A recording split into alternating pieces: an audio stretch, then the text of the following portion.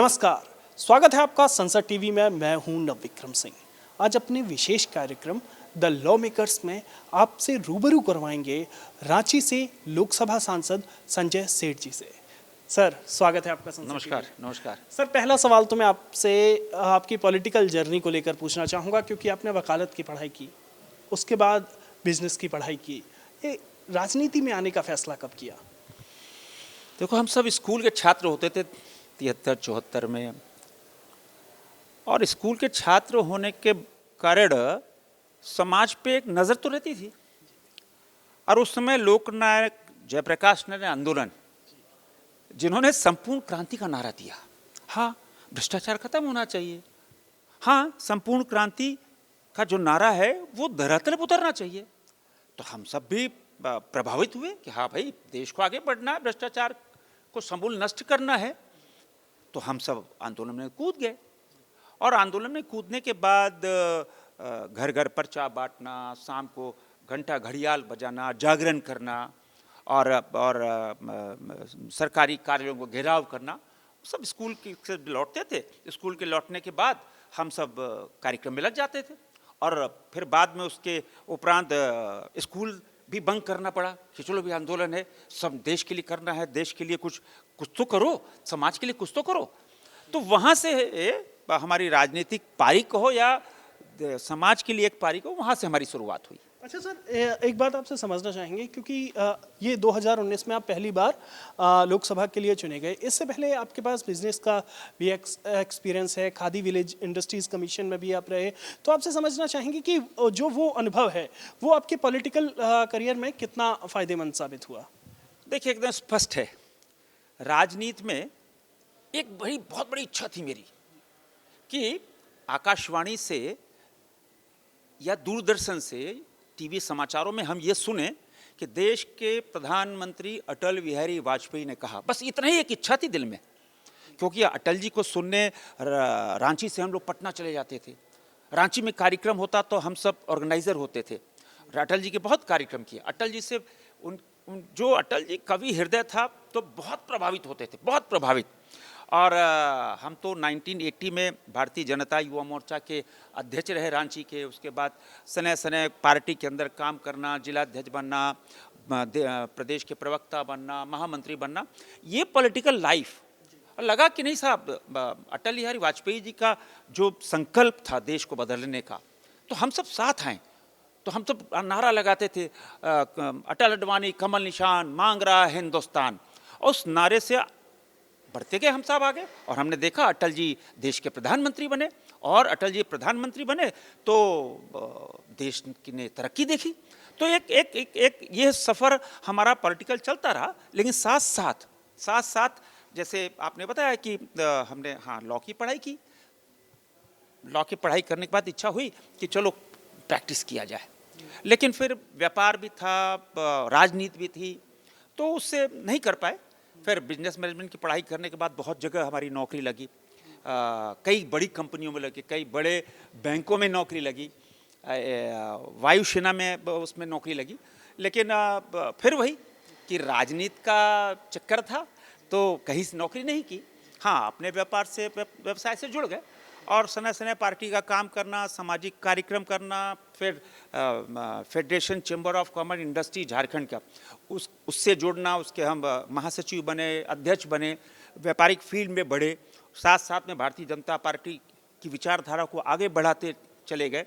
तो कुल मिलाकर कह सकते हैं कि जहां अपना व्यवसाय, परिवार को चलाना, परिवार को पालना, बच्चों को पढ़ाना, बच्चों को आगे ले जाना, साथ साथ में समाज की स्तर पर सामाजिक कार्य करना, और अपना कोई इच्छा नहीं थी। हमने बताया ना कि ये इच्छा जरूर थी कि अटल जी देश के प्रधानमंत्री बने। फिर उसके बाद खादी, झारखंड खादी बोर्ड इंडस्ट्री के हम अध्यक्ष बने। तो गांव-गांव घूमकर वहाँ रोजगार, स्वरोजगार, गांधी के विचारों को बढ़ाना, तो एक बड़ा काम झारखंड के अंदर हमने खड़ा किया। ये तो पार्टी का आदेश था कि संसद जाना है, रांची के लोगों का आशीर्वाद था, लाखों लोगों का आशीर्वाद था, और ईश्वर का आशीर्वाद था, भेज दिया। लेकिन प्रमुख है, देखिए, मैं हमेशा कहता हूँ कि एमपी एमएलए बनना एक टेम्पररी फेज होता है। सबसे बड़ा फेज होता है कि समाज में आपकी पहचान, समाज में आप क्या काम कर रहे हो। क्योंकि ये देखो हजारों लाखों साल की सृष्टि है, इस हजारों लाखों साल की सृष्टि में आपको 60 साल 70 साल 80 साल जीना है। और इन 60 70 80 साल जो पृथ्वी पे आए हो, सिर्फ परिवार पालने नहीं, फिर सिर्फ व्यवसाय करने नहीं, हाँ समाज के लिए कुछ कर गुजरो, देश के लिए कुछ कर गुजरो। क्योंकि जब बैलेंस शीट तैयार होगी तो डेबिट जरा कम होना चाहिए, क्रेडिट ज़्यादा होना चाहिए। मैं इस विचारधारा का रखता हूँ कि जब ऊपर बैलेंस शीट तैयार हो तो क्रेडिट बड़ा होना चाहिए। सर यही आपसे समझना चाहेंगे। हालांकि जो देश की सबसे बड़ी पंचायत है संसद में आने के बाद कई विभिन्न राज्यों के मुद्दे, विभिन्न क्षेत्रों के मुद्दे, तमाम तरह के विचार सामने आते हैं। ये आपका 2019 में पहली बार आप लोकसभा के लिए चुने गए, तो ये कैसा अनुभव था? यहाँ आने के बाद कुछ आपको कैसा महसूस हुआ और अपने क्षेत्र के कितने मुद्दे आप बेहतर तरीके से उठा पाए? देखिए, भारतीय लोकतंत्र तो दुनिया का सबसे बड़ा लोकतंत्र। इसकी खूबसूरती ये कि हिंदुस्तान के 135 करोड़ के आवाज बनना, सारे 543 सांसद चुन के आते हैं। हम अपने 35-36 लाख जनता की आवाज़ यहाँ बनते हैं। तो जनता क्या चाहती है? जनता चाहती है हमारी समस्याओं की आवाज़ बने। लोकतंत्र का जो सबसे बड़ा मंदिर है, हमारी आवाज़ वहाँ गूंजे, जनता यही चाहती है ना। और दिल्ली से विकास की किरणें क्षेत्र तक पहुँचे। और आप देखो प्रधानमंत्री नरेंद्र मोदी जी, हम कह सकते हैं कि हम कहते हैं हमेशा देवतुल्य प्रधानमंत्री। हम तो अपने हर भाषण में कहते हैं कि दूसरा राम तो पैदा नहीं हुए, दूसरे कृष्ण भी पैदा नहीं हुए, दूसरे गुरु गोविंद सिंह भी पैदा नहीं हुए, दूसरे महाराणा प्रताप पैदा नहीं हुए, दूसरे शिवाजी पैदा नहीं हुए, दूसरे बिरसा मुंडा पैदा नहीं हुए, जो महान लोग थे। हम तो कहते हैं कि भगवान राम तो आदर्श थे, हमारे आदर्श। और भगवान श्री कृष्ण ने का गीता का ज्ञान। लेकिन जब आज़ादी की लड़ाई में इन सब लोगों ने हिस्सा लिया, हमारे भगवान बिरसा मुंडा, तो कह सकते हैं कि दूसरा तो कोई महाराणा प्रताप पैदा नहीं हुआ, दूसरा कोई शिवाजी नहीं पैदा हुआ, तो प्रधानमंत्री नरेंद्र मोदी भी दूसरा पैदा नहीं होगा। मैं इस विचार को रखता हूँ। क्यों? क्योंकि 75 साल की आज़ादी में जो विकास की किरणें गांव गांव, पंचायत पंचायत, घर घर, टोले टोले पहुंची, हमने जीवन में नहीं देखा। आप देखो 300 योजनाएं, ऐसी योजना धरातल पे उतरी। कोई सोच सकता था कि कोरोना के बाद जब सारी दुनिया की इकोनॉमी त्राहिमाम कर रही है, हमारी इकोनॉमी ऊपर चढ़ रही है, हमारे यहाँ अनाप शनाप कहीं कोई महंगाई का कोई मुद्दा ही नहीं। इतना बड़ा कोरोना का प्रकोप आया, इतना हमने प्रलय का सुना था कि प्रलय होता है, प्रलय देखा नहीं, किंतु कोरोना ने प्रलय दिखाया। उसके बाद आप देखो देश पूरी तरह पटरी में आया। आप जीएसटी कलेक्शन देखते रहो, कोरोना काल में भी, उसके जस्ट कोरोना खत्म हो रहा था तो आप देखना कि 1,40,000 करोड़, 1,85,000 करोड़ हमेशा जीएसटी कलेक्शन। देश प्रधानमंत्री नरेंद्र मोदी जी की अगुवाई में तैयार खड़ा, देश को आगे बढ़ाना, देश की इकोनॉमी को आगे बढ़ाना, देश को कोरोना मुक्त करना। तो यह ऊर्जा कहाँ से आती है? यह ऊर्जा, हम कहते हैं ना, जब हम सब क्षेत्र में काम करते हैं तो एक आशीर्वाद क्षेत्र की जनता को मिलता है, किंतु जो ऊर्जा, जो मोटिवेशन, वो प्रधानमंत्री नरेंद्र मोदी के कार्य को देखते हुए, उन जो देखते कि 20-20 घंटे हमारे प्रधानमंत्री जी बिना थके, बिना रुके, आज तक हमारे प्रधानमंत्री को कभी कोई बीमार देखा है क्या? कभी उनको जुकाम होते हुए देखा है? कभी कोई छींकते हुए देखा है? कभी नहीं।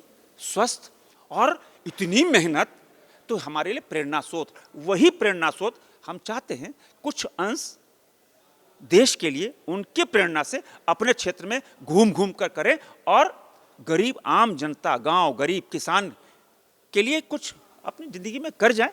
यही एक हमारा मोटो या गोल कह सकते हैं। एक आखिरी सवाल सर पूछना चाहूँगा मैं आपसे कि अपने संसदीय क्षेत्र को लेकर आपको क्या लगता है कि आप उन अपने संसदीय क्षेत्र के लोगों की अपेक्षाएं, साथ ही झारखंड जो है चूंकि नया राज्य है, अभी 2 दशक करीब हुए हैं, तो आपसे समझना चाहूँगा कि उस क्षेत्र को अपने इलाके को बेहतर करने के लिए, उसकी तस्वीर बदलने के लिए आप कुछ कर पाए हैं, अपने क्षेत्र के मुद्दे उठा पाए हैं संसद में, साथ ही वहाँ अधिकारियों से मिलकर या फिर राज्य सरकार से मिलकर कुछ नई पहल की हैं आपने? हाँ बिल्कुल।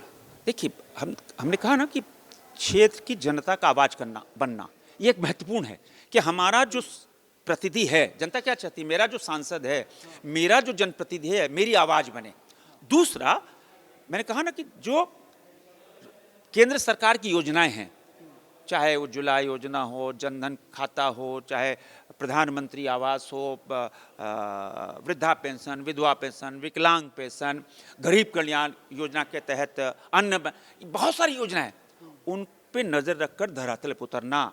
दूसरा, सड़क के क्षेत्र में नितिन गडकरी जी ने खूब काम किया। मैं अभी बात कर रहा हूं, आज 20 मार्च है, 23 मार्च को रांची लोकसभा में लगभग 12,000 करोड़ रुपए का शिलान्यास नितिन गडकरी जी करने वाले हैं।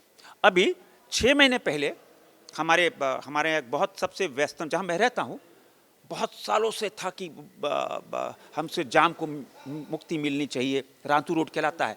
बहुत 10 वर्षों से था कि भाई यहाँ फ्लाईओवर बनना चाहिए, एलिवेटेड रोड बनना चाहिए। उसका शिलान्यास भी लगभग 450 करोड़ रुपए के लागत से हुआ और बहुत तेजी से वो काम हो रहा है। और गडकरी जी ने हमसे कहा है कि तुम्हारे चुनाव के पहले उसका उद्घाटन हो जाएगा। अभी उसी समय जब प्रधानमंत्री जी ने उसका शिलान्यास किया, उसी समय रांची रेलवे स्टेशन का भी आधुनिकीकरण लगभग 500 करोड़ से ऊपर, उसका भी शिलान्यास हुआ, वो भी बन रहा है। वहाँ हमारा एक नगड़ी स्टेशन है, आज से 5 महीने पहले हमने उसका शिलान्यास किया। उसके पूरा सौंदर्यीकरण, नई रेल पटरी, नया प्लेटफार्म, नया सब कुछ, तो वो भी 60 करोड़ की लागत से बन रहा है। इसी तरह मूरी, सिल्ली, ये हमारे यहाँ और स्टेशन है, हटिया, टाटी सिलवे, नामकुम और मेसरा, इन सब स्टेशनों में भी बहुत काम हो रहे हैं। अब आप देखो कि जैसे हमारा एक क्षेत्र पड़ता है ईचागढ़, वहाँ एक चांडिल डैम होता था। तो ये कांग्रेस के ज़माने में हुआ कि साहब एक डैम बनना चाहिए, तो उस समय सोचा कि भाई वरदान हो जाएगा, लेकिन वो अभिशाप हो गया। आज तक उसमें कोई भी काम जनता के लिए कोई विद्युत उत्पादन नहीं हो पाया। अलबत्ता हजारों एकड़ जमीन, खेत लोगों के लिए ले लिए गए। हमने उनकी आवाज़ कई मर्तबा संसद में हमने कहा कि भाई जिनकी जो आज विस्थापित थे, आज तीसरी चौथी पीढ़ी खड़ी हो गई है, उनको तो न्याय मिले, उनको तो सरकारी नौकरी मिले, उनको तो कुछ मिले, उसके लिए भी आवाज़ बने, उसके लिए प्रयास कर रहे हैं। कुल मिलाकर आप कह सकते हो कि चाहे सिंचाई का मामला हो, चाहे किसान का मामला हो, चाहे आप देखो छात्र युवा को मामला हो। अभी प्रधानमंत्री जी ने हम सबको निर्देश दिया था कि सांसद खेल महोत्सव करो, क्योंकि देश चाहता है कि ओलंपिक हो, चाहे कॉमनवेल्थ गेम हो, चाहे एशियन गेम हो, भारत तालिका में ऊपर रहे, तो स्पोर्ट्स को भी बढ़ाना। अभी हमने सांसद खेल महोत्सव किया अपने क्षेत्र में रांची के अंदर, जिसमें 5033 खिलाड़ी 200 पंचायत से भाग लिए, 200 पंचायत से। तो वो जो जिनमें मादा है, जिनमें हुनर है, उनको मंच देने का प्रयास किया, ताकि ऐसे खिलाड़ी जो गांव टोला पंचायत से आते हैं, उनमें हुनर है, उनमें स्पोर्ट्स में आगे बढ़ने की इच्छा है, मंच नहीं मिल पाता था, तो वो भी हमने काम किया। अभी हम सांस्कृतिक महोत्सव करने वाले 5, 6, 7 मई को। वो सांस्कृतिक महोत्सव है कि ऐसे हमारे 200 पंचायत में जो कलाकार हैं, जो ट्राइबल यंत्र हैं, जो ट्राइबल डांस हैं, विभिन्न प्रकार के जो और कला के क्षेत्र में हैं, बड़ा आयोजन कर रहे हैं। लगभग उसमें भी हम सोच रहे हैं कि 1500 से 2000 कलाकार 3 दिनों तक जुटेंगे, उनको मंच देंगे, उनका कंपटीशन कराएंगे। वो क्षेत्र भी आ गया है। जिस तरह प्रधानमंत्री जी ने परीक्षा पे चर्चा कर हमारे छात्रों को आशीर्वाद दिया, उनमें आत्मबल आया, उनमें मोटिवेशन आया, उसी तरह स्पोर्ट्स, उसी तरह कला के क्षेत्रों को हम सब बढ़ा रहे। कुल मिलाकर समाज के हर अंग को जोड़कर देश को आगे बढ़ाना, समाज को सुदृढ़ करना, समाज को हम कह सकते हैं वोकल फॉर लोकल बनना, ये इस पे हम सब काम कर रहे हैं। शुक्रिया सर हमसे बात करने के लिए। तो आप देख सकते हैं झारखंड की रांची लोकसभा से सांसद संजय सेठ का कहना है कि अपने क्षेत्र की तमाम विकास योजनाओं पर, जिससे कि चहुमुखी विकास हो, उस पर काम कर रहे हैं। हमारे इस कार्यक्रम में इतना ही। आप देखते रहिए संसद टीवी।